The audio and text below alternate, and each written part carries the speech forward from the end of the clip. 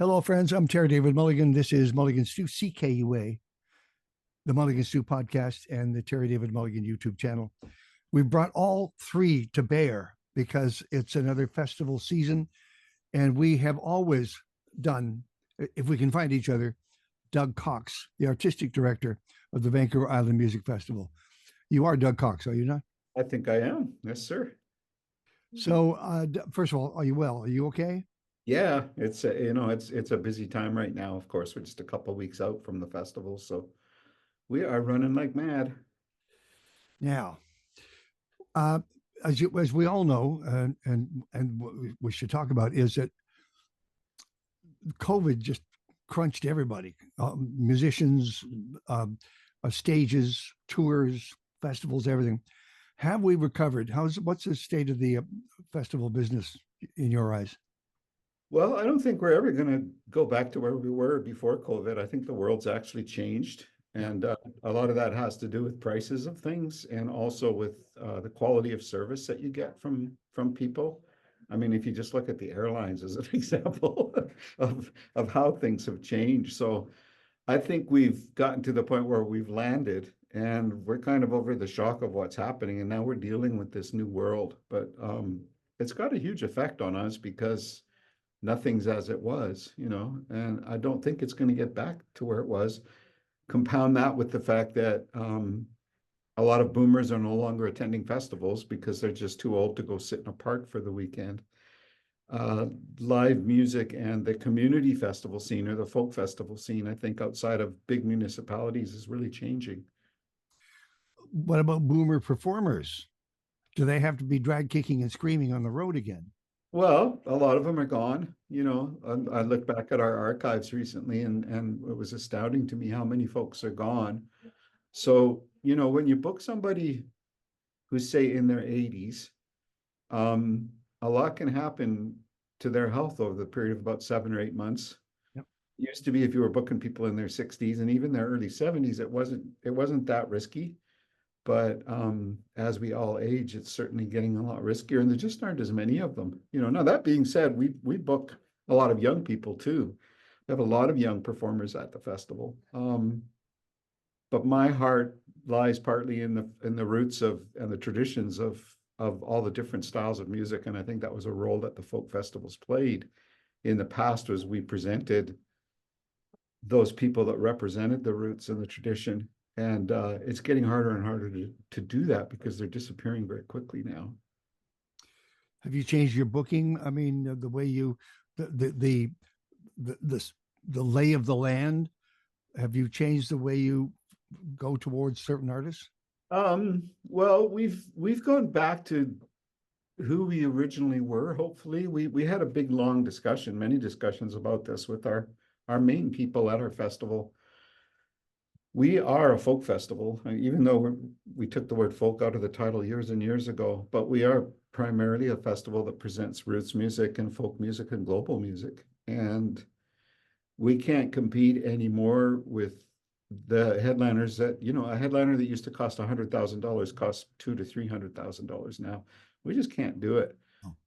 Nor do we want to. It's not really who we are. We're not Yeah, concert presenters. We're a that's three steps forward, a mile back. That's just Yeah. So I'm really proud of this year's lineup because I think we did step back to our original intent. And let's have a look at the list and okay, we'll talk our way through this. Doug Cox, artistic director, Vancouver Island Music Festival, July 12 through 14, right around the corner, friends. Friday, you start Friday with one of the great names in music ever, Bela Fleck, and yeah, but he's bringing some friends with him. absolutely. It's Bela Fleck with Edgar Meyer and Zakir Hussein. So Edgar Meyer is the finest upright bass player on the planet today, mostly known for his work with Jerry Douglas and Yo-Yo Ma. And Zakir Hussein is probably the king of the Indian music world right now. He's the world's most famous tabla player. In Indian music, he is royalty. So the fact that they're coming as a quartet actually is fantastic. And the music that they make together is it's one of those collaborations that is truly musical and really works. So I'm It, excited about that. it'll be a jumping Friday night, and I see your best upright bass player in the world, and raise you Ray Brown. If you can get Ray Brown to come and play for you, Well, and we can't get Charlie okay. Hayden anymore, unfortunately. But I mean, He's still uh, playing. Charlie I Hayden, just interviewed him. He's still playing. He's educating. He's still teaching. Charlie Hayden? No, Ray No, Charlie's gone. Ray Brown, that would be cool. I mean, that would be very cool. Very cool. Yeah, I'll put that one. I'll put that one in here because he is still teaching. He could do an incredible series of sessions, and he could play on stage with Ray Brown. How about that? yeah. Well, I love getting the old jazz guys. We had Pee Wee Ellis come play our festival. Yeah. We had Howard Johnson come play the festival. We've had some of the legends of jazz just kind of show up out of the blue, and that would be amazing. There's less of them now too. Speaking of your young kids, the milk carton kids are on Friday as well. Absolutely. And they're for people that don't know them, they're kind of the darlings of the Americana scene, beautiful. I don't even know what you call their music. It's kind of like the Everly Brothers meet old time music, and they're really funny too. They played our festival a few years back. When Katie Lang played the festival, they were her opening act. Yeah. So we actually had to hire them. This was long before they were known, right? But now they're coming back and as main stage people. And I interviewed them at the Edmonton Folk Fest a couple of years ago. So Friday night, well done. Established and younger artists on sharing the same stage. Saturday, Leo Kotke. yeah, Is he as we haven't seen him up these parts in many years. no, and he's better than he's ever been. He takes the old pieces of music that he used to play, things like Little Martha, the Duane Allman tune, and he's actually updated them. So he's one of the few instrumentalists I know who doesn't just kind of learn a shtick and then play it for the rest of his career. Yeah. He's actually taking these gorgeous pieces of guitar music and he brings in all the new stuff that he knows about harmony and phrasing and everything else. All I remember is that when FM first started, when I started at CKLG FM, Leo Kotke, we reached for Leo Kotke. We wanted to hear that guitar ring. And I'm thrilled that he's still around playing for you. That's fantastic. Yeah, we're thrilled he's coming back. We've actually become friends over the years. And he has come and played here in Courtney. We used to put on shows at a place called the Native Sons Hall, which is this gorgeous hall that seats about 300 people. And he would come through. We've had him there twice over the years. He's also really funny. He's one of the funniest performers, and I love his quirky mind. So quite often what he has to say between songs is as entertaining as what he plays. Doug Cox, Artistic Director of Vancouver Island Music Festival, July 12th through 14. And Leo Kotke is opening for the great Lucinda Williams. Yeah, I'm thrilled that she's finally coming. We had her booked before the pandemic, the year we had to cancel. And everything I've heard about her shows, she had a stroke a couple of years ago and has recovered. She doesn't play guitar anymore, but her voice is as good as it always has been. And I've heard she's very personable now. She tells more stories, and she's got a hot band backing her up. So that'll be a good one. She's guesting on the new Colin James single that's just come out. Oh, nice. I think because Colin Linden is producing and writing some of the tunes, and he's built a great relationship with Lucinda Williams. So yeah. I think that's good all the way around. And I'm really happy that she's found happiness. Like she seems happier these days. Yeah, she does. She certainly talks more on stage and tells more stories and all that kind of stuff. And a new album. Yes, brand new album that's pretty rocking as well. She's one of the people I think that took sounds like the Rolling Stones and the Faces, and mixed it up with country music. And every single record she puts out is its own kind of sonic adventure. And I really admire artists like that because she doesn't just repeat the same thing over and over again either. And she's constantly sitting in with other artists. Right. She lends her name to them and gives them a boost. It's fantastic. So your headliner on Saturday night, wow, Lucinda Williams. Sunday becomes something else again.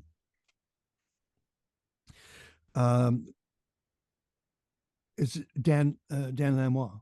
Yeah, yeah. I've been wanting to have him come play our festival for years, and I think this might be the first time he's played on Vancouver Island. And he's touring with a trio right now, and all the reviews of his shows have been fabulous.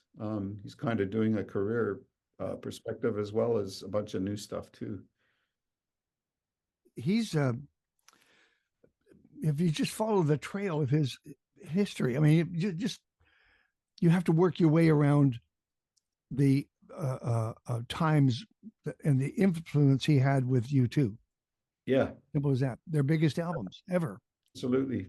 U2, the Neville Brothers, Bob Dylan. Yeah. I mean, you name it, you know, of course, the Emmylou Harris record that he did.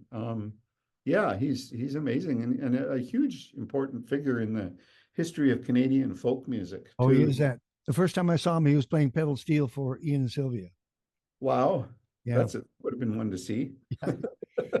And I asked him about, he told me a story about he was producing the Nevilles in New Orleans, and they were recording with God on Our Side with Aaron Neville doing the vocals, of course.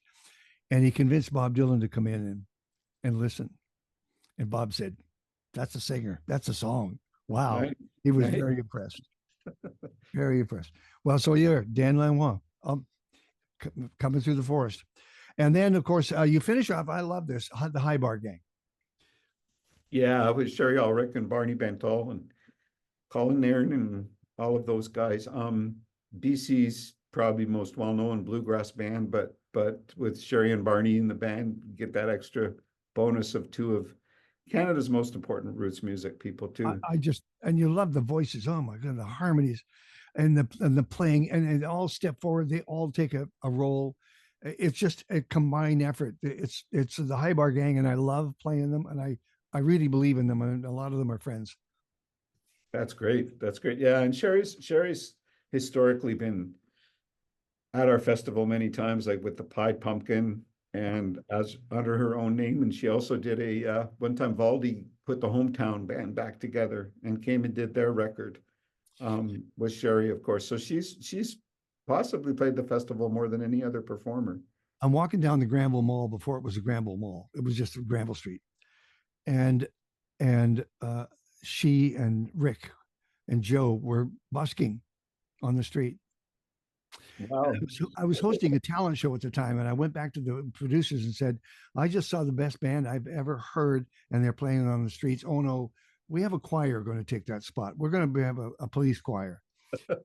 And so I noticed them right away. They were just too good to be on the street. I couldn't believe how good they were.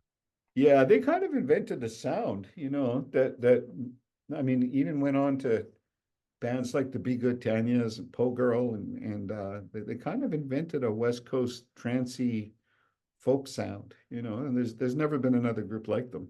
By the way, when's the last time, Doug Cox? When's the last time the Wood Brothers came through?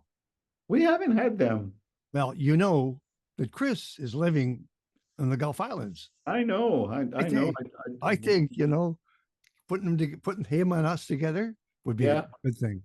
absolutely. I agree. Maybe next year. Maybe next year. Yeah. So let's make a deal to stay upright and breathing for another year, okay? Okay, deal. Now, how do people get tickets? People can get tickets at islandmusicfest.com. They can also see the schedule and they can see samples of all the different performers, all off the website. There are still tickets. There's weekend passes available. There's day passes available. We're getting close to being sold out with our campground, really close actually. But there's lots of camping around the festival, and I believe there's still lots of Airbnbs and stuff too. And how's the food truck community doing? Good, good. There's lots popping up here. So we're going to have lots of food vendors and lots of craft vendors, but the food truck population in Courtney is just starting to almost take off like it is in other places. So we're really happy about that. You know, I see Little Feet is still going. This is just my wish list. This is just if I were sitting around talking to you and your programming committee, I'd just be throwing these names out and you'd show me the door.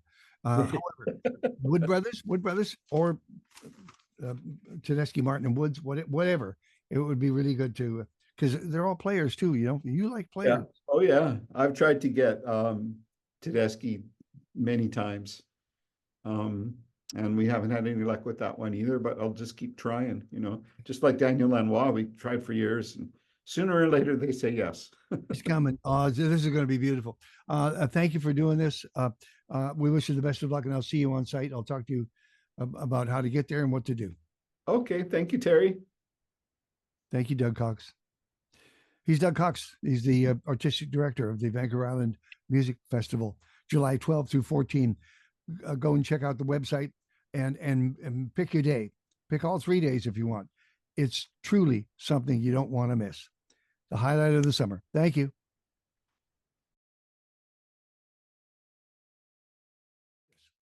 It is my pleasure, ladies and gentlemen. I'm Terrydavidmulligan, and it's my pleasure to introduce to Mulligan Stew and the podcast and the YouTube channel to the second annual, did we call this something? Did we have a name for it? The Festival Roundup, whatever. Mulligan Stew. Unless we come up with a better title, that's it for the time being. From Winnipeg, we welcome back. We're going straight to it, friends. We've got a lot of information. No problem. Straight to it. Chris Frayer. I'm going to call you all artistic directors. You can correct me otherwise. In Winnipeg, Chris Frayer. Let me see, in order. And the Vancouver Folk Festival, Fiona Black. Hello, Fee. And Calgary, Kerry Clark. She's the third one. And then the last one is Canmore. Jenna Klein Waller from the Land of Three Named People, much like myself. All right, friends, I hope you're all well. Now let's talk about the condition of touring bands, artistic, making a living, people leaving their homes to go and see festivals. How does the lay of the land feel to you, Chris? It feels like it's improving every year since coming out of COVID. And this year we're doing well with our ticket sales. And we've last couple of years we had quite a few cancellations and supply chain issues and stuff like that, but things seem to be getting better. But I was reading a report today about Europe where there's about 60, 70 festivals in Western Europe that have canceled this summer, just due to people not going out as much.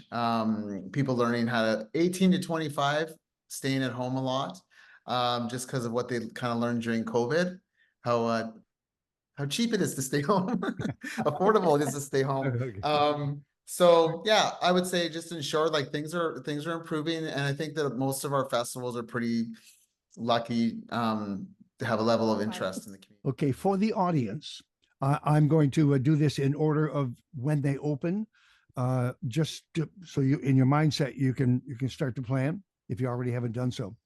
So Winnipeg, July the 11th through 14. Chris Frayer, artistic director, is going to tell us about what's going on. First of all, one of the names I wrote down almost immediately was Ariel Posen. I'm thrilled to see that because he's so busy that he can come back and play Winnipeg. Yeah, and he's also doing he's a mentor in our Young Performers program this year as well. And he's also been in the program. So so we're excited to have him back this year.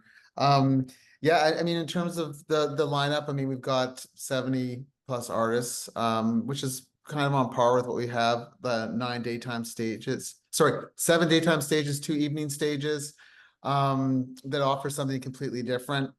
I've been laughing. We have everything from Killer Mike to the Kingston Trio.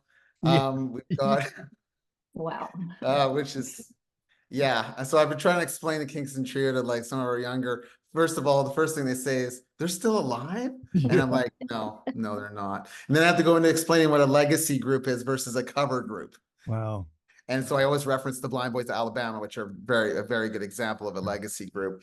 But yeah, like Mount Joy and Orville Peck and Noah Cyrus, Lucinda Williams, the Cowboy Junkies, Sam Poley.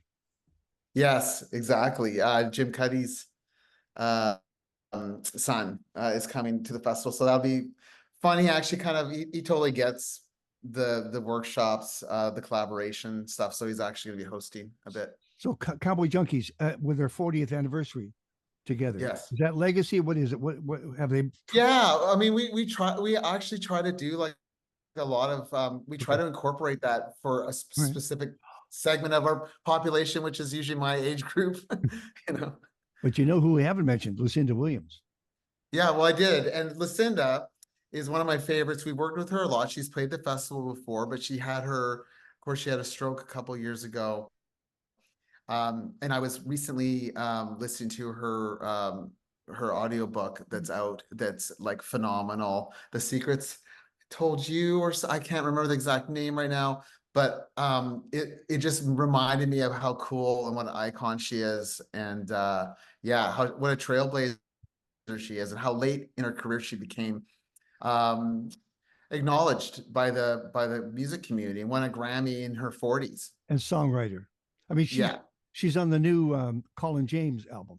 Yeah. Oh yeah, she's a gem. So yeah, looking forward to seeing Lou. Now, I see Madeline Roger, who I absolutely love, and the Yes. Fretless on the bill. Are they working together? Because they do. Yes, so they're playing together, but in addition to that, Maddie did Josh Kaufman from Bonnie Light Horseman produced her latest record, Nerve, which is a fantastic record. And so they'll be doing a workshop together, collaborating together as well. So we're looking forward to that. And I actually didn't know that when I was putting it together, and she told me about it. And so Maddie's going to be like an MVP this year. She's going to be doing a lot between the Fretless and solo work and workshops and stuff. Wonderful. Yeah, Well, another great local artist. Just a follow up. Congratulations on the booking of Wyatt C. Lewis, because I really like him a lot. I Yes. think he has a lot of promise. And Walking Wolf. I mean, there's so many possibilities. So, what's your website? Oh, winnipegfolkfestival.ca. Chris Frayer, the artistic director. Do we have time? Let's take a break here. When we come back, we'll do the other 3 festivals all together, just in one blaze after another. This is Mulligan Stew on the CKUA Radio Network.